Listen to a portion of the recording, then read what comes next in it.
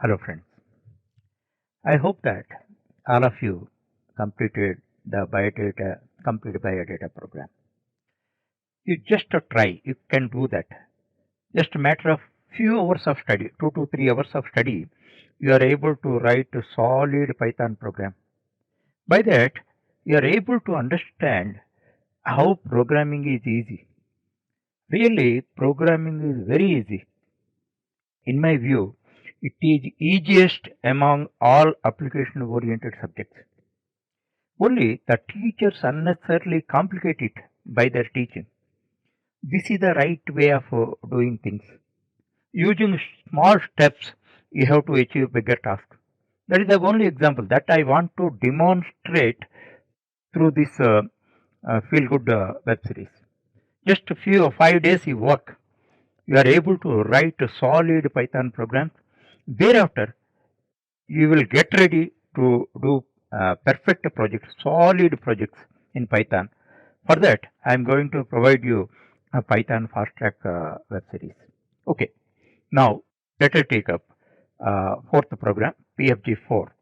This is fourth program in our Python feel good series. This is preparing and printing cash bill. If you go to any shop and all that, after purchasing something, they give cash bill.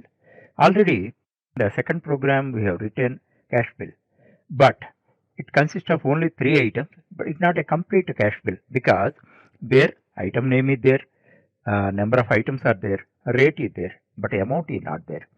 Amount is not there, it is not a complete cash bill. And now we complete that. That means right now we write complete cash bill through this program. Number two is, in the beginning I told you, every Python program, not only Python, a program in any language, is mainly divided into three sections: input section, process section, and output section. So far, in our previous three programs, we found only two sections: input section and output section. What about processing? That's the doubt. Now, only thing, as I told you, step by step. Now, you are well versed with I4, you are well versed with input section and output section. Now, let's focus on processing section, and you must understand why processing is required. Now we see. If you see the first to see the output. This is the complete cash bill. Oh, of course, it is only with one item. Now we start with one item, thereafter multiple items we add. Okay, if you take that, first you see that item, numbers, rate, and amount. Amount in the previous program it was not there. Now we are inserting amount also. Here, all the variables we divide into two types: input variables and output variables. Input variables means we have to, whoever is the user or programmer, they have to provide data to the program. And the output variable means you don't provide. The program itself calculates that and calculates the result and stores in the computer memory. That is output variable. Now, if you have to understand it practically, suppose as far as this cash bill is concerned, what are the input data? What shopkeeper enters? He enters item, he enters numbers or quantity, and he enters rate per unit. Okay. And then what computer will do? Computer calculate the amount. How amount is calculated? You know that amount, one formula is there. Amount is equal to numbers into multiplication is represented by stars and rate. Rate means you have to understand rate per unit. So, like in mathematics only, in mathematics you do this now. So, in the same manner, you have to write a appropriate formula. So, because of this formula, what happens? Already you entered the data, because these two data items are input data items, input variables. Suppose you entered 10, you entered 9 rupees 50 paise. Okay, now here what you have to understand, 10 into 950, that is 95 rupees. 95 rupees is calculated, and what I told you, whenever you see this variable, you have to think of this a memory container. It is meant for storing a value. So then that value is stored in this. That value is stored in this. Then as a result of that, it stores this thing. And one very important point you have to understand, in mathematics you use this operator. You call it as equal to. Equal to operator, in mathematics it is equal to only. But here it is not equal to. Here equal to is double equal to is the equal to. Whatever you think equal to, this is that in programming languages.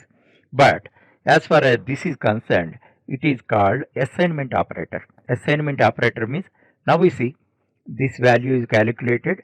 It allows it to store in this. That's why it is assignment operator. You can see like this. It works like this.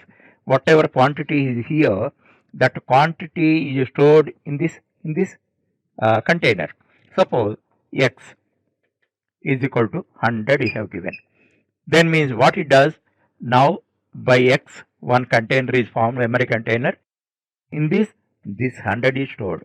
So hereafter you, because years long you worked with this operator, equal to operator, suddenly you have to change that. However, in programming languages you must treat it as an assignment operator, even though if you call as for sake of simplicity, you may call it equal to. Many people call that, because calling assignment operator is a big thing. That's why you call it as equal to, but you must understand it's a real behavior. Its functionality is whatever is on the right hand side, our right hand side, is stored in the left hand side variable. That's why always remember that on the left hand side only one container will be there. Here right hand side 100 elements may be there. All 100 elements are calculated and arrive at one value. Then that value is stored. So always remember that this left hand side only one container should be there. One container means one variable should be there. First you have to understand that. Okay. Now let's come to the program. Here what are the input variables? Input variables are three: item, numbers and rate. So already you experienced with input function. Input function, then you are reading item, that is enter the name of the item. There is no issue at all, because that is a string. Here I am explaining a very new point. Very new point. As far as numbers are concerned, I changed something. Numbers are concerned, what I wrote, int input. Okay, this I wrote. Here you have to understand a new point.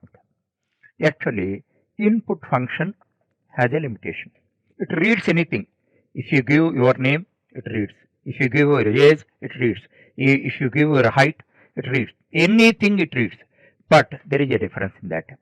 Your name, actually your name is Ram. This is a string. It reads it as a string. No issue. But your age is 20. This also it reads like this. Your height is 5.6. This also it reads like this. Actually what is this means? It is like a layer. It is like a layer. A string is like a layer. One object. So this is that. For displaying it there is no issue. For displaying it there is no issue. Already you displayed your age, your height also. And but what is the issue here, whenever you have to perform any operations, because of this layer you cannot do. Because of that layer you cannot do. So that layer should be removed. Actually, logically understand that. You have 3 chocolates with you. 3 chocolates with you. You want to show it to me, and show I have 3 chocolates. 3 chocolates. Okay, it is displayed properly. I could understand that. But if you want to eat them, what should you do? First you have to remove the wrapper. After removing the wrapper only you can eat. Here, why we have to remove the wrapper? Previous program, we need not remove the wrapper. In second program, we need not remove the wrapper. Why? We want to display that numbers 20, this thing, age 20, height 5.6. There was no issue for displaying. But if we want to make any operations, then the wrapper should be removed and we have to bring out the original form.